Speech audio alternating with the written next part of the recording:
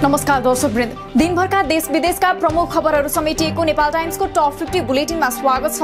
म रश्मिता उदास। सुरु गरौँ आजका प्रमुख खबरहरू। नेपालमा गएको 24 घण्टामा थप 177 जना कोरोना संक्रमितको मृत्यु, हालसम्म 6024 जनाले ज्यान गुमाए। नेपालमा आज थपिए 8607 कोरोना संक्रमित, आजै 7890 जना संक्रमण मुक्त भई डिस्चार्ज। आज देशभर कुल सक्रिय संक्रमित 1,16,152 जना रहँदा 912 जना विभिन्न क्वारेन्टिनमा।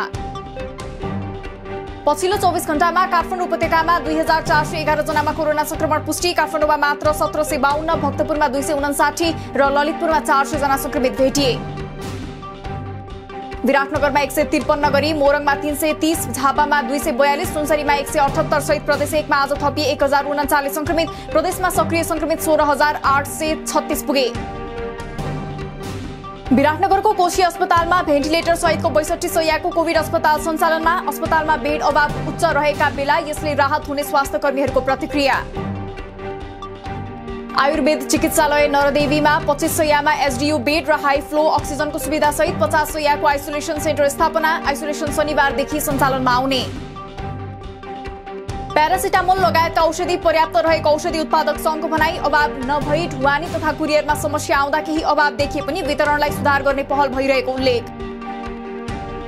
नयाँ भेरिएन्टको संक्रमण बढ्दै गएपछि बाजुरामा एक साता निषेधाज्ञा थपियो, जेठ 14 गते मध्यराति 12 बजेसम्म निषेधाज्ञा लागू, जिल्लामा भारत लगायतका देशबाट आउने क्रम अझै रोकिएन। छिमेकी मुलुक भारत र चीनबाट नेपालमा अक्सिजन प्राप्त हुन थालेको उपप्रधानमन्त्री ईश्वर पोखरेलको भनाई, महानगरको सहयोगमा काठमाडौँमा नेपाली सेना लगायतको सहकार्यमा 88 बेडको थेरापी सहितको अक्सिजन केन्द्र स्थापना। अक्सिजन ग्यासको अभाव हुन नदिन उद्योगीहरूले भारतबाट वीरगञ्जको बाटो गरी ठूलो सानो गरी 5 वटा लिक्विड अक्सिजनको बुलेट नेपाल भित्रायो, उद्योगले लिक्विड अक्सिजन अस्पताललाई दिने। नेपाल स्थित संयुक्त राष्ट्र संघ र यसका साझेदारहरूद्वारा आपतकालीन कोभिड-19 योजना जारी, आर्थिक रूपमा कमजोर व्यक्ति र समुदायका लागि अन्तर्राष्ट्रिय सहयोगको समेत आह्वान। नेपालमा बढ्दो कोरोना संक्रमण न्यूनीकरणका लागि अस्ट्रेलियाद्वारा सहयोगको घोषणा, सहयोग राष्ट्रसंघ र एनजीओ मार्फत उपकरण खरिद गर्न $70 लाख प्रदान गर्ने। संविधानको धारा 76 को 5 बमोजिम प्रधानमन्त्री नियुक्त गर्न राष्ट्रपति विद्यादेवी भण्डारी कानूनी परामर्शमा, केपी शर्मा ओली र शेरबहादुर देउवा दुवैको पक्षमा बहुमत देखिएपछि अन्यल।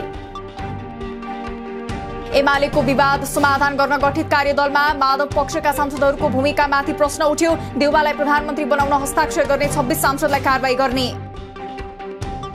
राष्ट्रपति विद्यादेवी भण्डारीले नयाँ सरकार गठनका लागि गरेको आह्वान विरुद्ध सर्वोच्चमा 13 वटा रिट पेश, दर्ता प्रक्रिया आइतबारलाई सारियो, प्रधानमन्त्री पदमुक्त नभई चालिएको कदम संविधान विपरीत भएको ठहर। राष्ट्रपति विरुद्ध महाभियोग लगाउन माओवादी केन्द्रको युवा संगठन वाइसिएलको माग, राष्ट्रपति स्वेच्छाचारी भएको भन्दै संविधानको रक्षा गर्न र यथाशीघ्र नयाँ सरकारको बाटोमा अग्रसर हुन आग्रह। महाभियोग लगाएर पदमुक्त गर्न विपक्षी दलहरूलाई विवेकशील साझा पार्टीको आह्वान, जिम्मेवारी बोकेको राष्ट्रपतिबाटै पटक पटक संविधानको साथ गिराउने काम भएको आरोप। सांसद नरहेका 7 मन्त्रीको जिम्मेवारी प्रधानमन्त्रीलाई नै तोकियो, अन्तरिम आदेश अनुसार मुद्दाको टुङ्गो नलाग्दासम्म प्रधानमन्त्रीलाई नै जिम्मेवारी सम्हाल्न राष्ट्रपतिको निर्देशन। संविधानको धारा 76 को 5 अनुसार नयाँ सरकार गठनको प्रक्रिया सुरु गर्नु अपरिहार्य भएको प्रधानमन्त्री केपी शर्मा ओलीको भनाई, विश्वासको मत प्राप्त गर्ने आधार प्रस्तुत गर्न समय दिने राष्ट्रपतिको निर्णयको बचाउ। राष्ट्रपतिमाथिको विरोध संघीय गणतन्त्रमाथिको आक्रमण भएको प्रधानमन्त्री ओलीको तर्क, पार्टीलाई 75 साल जेठ 2 गतेको अवस्थामा लैजानु भनेको दुई पार्टी एकीकरण सहितको अवस्थामा फर्कनु रहेको स्पष्टोक्ति। संसद विघटन गर्ने पुस 5 को आफ्नो कदम गलत नभएको प्रधानमन्त्री ओलीको दाबी, नयाँ सरकार गठनको प्रक्रिया सुरु गर्न आफूले राजीनामा गर्न नपर्ने तर्क, सबै विकल्प खुला गरेको तर छलेर सरकार कब्जा गर्न नखोजेको जिकिर। आफूले कांग्रेस सभापति देउवालाई फोन गरेर नयाँ सरकार बनाउन आग्रह गरे पनि देउवाले कुनै प्रतिक्रिया नदिएको प्रधानमन्त्री ओलीको भनाई, देशको राजनीतिलाई विभाजनमा लैजाने मात्रै कुरा भइरहेको भन्दै आक्रोशित। कोरोना महामारीकै बीचमा पनि चुनाव गर्न सकिने प्रधानमन्त्री ओलीको भनाई, संसद विघटन नभए पनि फागुनमा पालिकाको चुनाव गर्नुपर्ने बाध्यता भएकोले त्यसअघि संसदको चुनाव गर्न असम्भव नरहेको तर्क। संविधान संशोधन गर्न 5 सदस्यीय कार्यदल गठन, कार्यदलमा अग्नि खरेल, कृष्णभक्त पोखरेल, विष्णु रिमाल र जसपाबाट लक्ष्मणलाल कर्ण र सर्वेन्द्रनाथ शुक्ला। जसपाको महन्त ठाकुर पक्ष नयाँ सरकार गठनमा पनि तटस्थ बस्ने, आफूहरूको माग सम्बोधन भइरहेकाले ओलीको विपक्षमा नजाने ठाकुरको भनाई। जसपा अध्यक्ष महन्त ठाकुरद्वारा एकतर्फी रूपमा जेठ 8 र 9 गतेका लागि बोलाइएको जसपाको कार्यकारिणी बैठक स्थगित, निष्कर्षमा पुग्न पर्ने भएकाले बैठक स्थगित नभएको अध्यक्ष उपेन्द्र यादवको प्रतिक्रिया। प्रधानमन्त्री ओलीको बहिर्गमन अहिलेको मुख्य आवश्यकता रहेको राष्ट्र जनमोर्चाको भनाई, देशमा उत्पन्न अस्थिर राजनीतिक परिस्थितिका लागि ओली नै मुख्य रूपमा दोषी रहेको आरोप। राष्ट्रपतिले असंवैधानिक कदम चालेको भन्दै राष्ट्रपति कार्यालय अगाडि नेविसंघको प्रदर्शन, पक्राउ परेका 2 विद्यार्थी नेतालाई तत्काल रिहा नगरे असहज परिस्थितिमा पनि आन्दोलन गर्ने चेतावनी। त्रिभुवन अन्तर्राष्ट्रिय विमानस्थलबाट आज 14 वटा अन्तर्राष्ट्रिय उडान तथा अवतरण हुँदै, केही यात्रुवाहक, केही कार्गो र 2 वटा एयर एम्बुलेन्सको उडान तथा अवतरणको तालिका। विद्यालयहरूलाई विद्यार्थीको आन्तरिक एवं वैकल्पिक विधिबाट मूल्याङ्कन गर्न ललितपुर महानगरको निर्देशन, नतिजा 25 गतेभित्र शिक्षा महाशाखामा पठाउन आग्रह। पश्चिम राप्ती, कर्णाली र महाकाली नदीमा पानीको बहाव बढेसँगै बाढीको चेतावनी, 3 वटा नदीमा पानीको बहावले खतराको तह पार गर्यो, नदी तटीय क्षेत्रमा सतर्कता अपनाउन अनुरोध। सदरमुकाम चैनपुरको सेती नदीमा बनेको मोटर गुड्ने क्रस पुल छेउको पर्खाल भासिएसँगै पुल जोखिममा, पर्खाल भासिएपछि गाडी सञ्चालनमा सकस। छुट्टै विद्युत व्यापार कम्पनी स्थापना गर्ने नेपाल इन्फ्रास्ट्रक्चर बैंक नेफ्राको प्रस्ताव विवादमा, बैंकले सरकार समक्ष गरेको लिखित प्रस्ताव स्वीकृत भए प्राधिकरणसँग निजी क्षेत्र पनि प्रतिस्पर्धामा आउने। 13 वटा अस्पतालमा अक्सिजन प्लान्ट स्थापना तथा एसडीयू जडानका लागि अर्थ मन्त्रालयले दियो थप 17,87,70,000 को सहमति।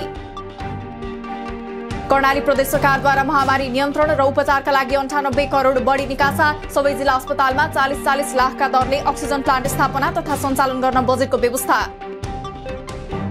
स्वास्थ्य सामग्री आपूर्ति सहज बनाउन शीघ्र प्रक्रिया थालियो, भन्सार जाँचपाँच गराउन पर्ने मालवस्तुलाई पैठारीकर्ताले अत्यावश्यक मालवस्तुका रूपमा घोषणा गरी प्रमाणित हुने कागजात पेश गर्नुपर्ने। कपिलवस्तुका माओवादी नेता दीपक पाण्डे र इयाज अख्तरलाई गोली प्रहार गरेको घटनामा 2 जना पक्राउ, गोली प्रहार गर्ने 1 जनाको खोजी जारी। मोरङ सुन्दर हरैचामा 40 वर्षीय विष्णु ऋषिदेव पछुतेकै स्थानमा हत्या गरेको आरोपमा लागु औषध दुर्वेशनी पूजन राई पक्राउ, सपनामा आएर आफूलाई मार्न खोजेकाले हत्या गरेको स्वीकार। कुवेतले आवासीय कानून उल्लङ्घन गरेका विदेशी नागरिकलाई वैधानिक कायम गर्ने अवधि थप गरिएको 1 महिनाको समयावधिमा कानूनी अवस्था नसच्याए कारबाही तथा जरिवाना तिराइने। वैदेशिक रोजगार बोर्डले प्रदान गर्ने आर्थिक सहायताका लागि सम्बन्धित पालिकाबाट निवेदन आउन थाल्यो, गएको 1 वर्षमा 300 भन्दा बढी व्यक्तिको ब्याङ्क खातामै आर्थिक रकम पठाइयो। सिमेन्ट उद्योगमा थप लगानी बढाउनु पर्ने आवश्यकतामा राष्ट्र बैंकको जोड, सिमेन्टमा आत्मनिर्भर बन्न थप उद्योगहरू खोल्नुपर्ने, प्रत्यक्ष विदेशी लगानीका उद्योगहरूको सञ्चालन र मुनाफा राम्रो रहेको उल्लेख। सुनचाँदीको भाव आज केही घट्यो, सुनको भाव आज तोलामा 400ले घटेर 93,300 रुपैयाँ निर्धारण हुँदा चाँदीको मूल्य 1350 रुपैयाँ कायम। आईसीसी विश्वकप लिग 2 अन्तर्गत नेपाल, स्कटल्याण्ड र नामिबिया बीचको खेल स्पेनमा हुने सम्भावना उच्च, कोरोनाका कारण खेल हुने नहुने अझै अन्योल। कोरोना भाइरसको उत्पत्ति प्राकृतिक नभई चीनको ल्याबमा विकास भएको आशंका, रोग सम्बन्धी अध्ययन गर्ने संस्थामै कोरोनाको उत्पत्ति भई फैलिएको अमेरिकी स्वास्थ्य अधिकारीको दाबी। भारतमा 24 घण्टामा कोरोना संक्रमणका कारण 4200 बढीको मृत्यु, उक्त अवधिमा थप 2,59,000 बढी नयाँ संक्रमित थपिए, सक्रिय संक्रमितको संख्या 30 लाखमा झर्यो। रुसमा कोरोनाका संक्रमित करिब 50 लाख पुगे, खोपका बावजुद केही हप्ता यता संक्रमितहरूको संख्या निरन्तर बढ्दो, रुसमा सबैभन्दा बढी मस्को शहर प्रभावित। इजरायल र प्यालेस्टाइन बीच 11 दिनपछि अन्ततः युद्ध विराम, थप वार्ताका लागि इजिप्टले इजरायल र प्यालेस्टाइनमा प्रतिनिधिहरू पठाउने। इजरायल र प्यालेस्टाइन बीच युद्ध विराम भएपछि प्यालेस्टाइनी नागरिक खुसीले मध्यरातमै गाजाका सडकमा निस्किए, आक्रमणबाट कम्तीमा 230 जनाको मृत्यु, 1700 बढी घाइते। र भारतीय वायुसेनाको लडाकु विमान पश्चिमी क्षेत्रमा नियमित प्रशिक्षणमा रहँदा दुर्घटना, पाइलट अभिनव चौधरीको मृत्यु।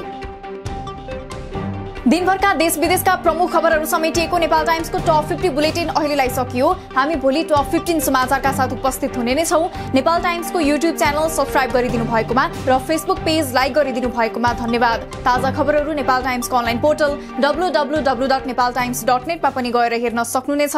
नेपाल टाइम्स हेर्दै गर्नुहोला। नमस्कार।